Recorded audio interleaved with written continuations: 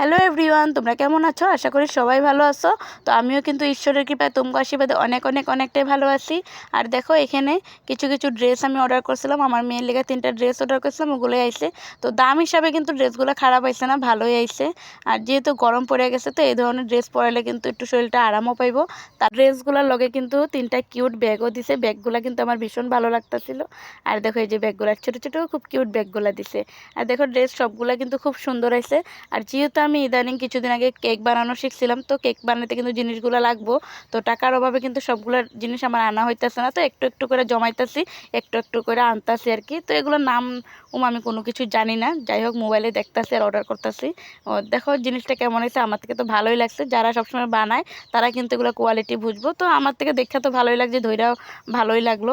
আর এখানে দেখো আমি আনছি, খুব সুন্দর হয়েছে জিনিসটা, খুব ঘুরতাছে, কি ভালো লাগতাছিল। লগে কিন্তু 3টা চাক্কু আসছিল। আর দেখো এই যেগুলো, এগুলো নাম টাম জানি না, যাই হোক যেটাই আনছি ভালো লাগছে আমার।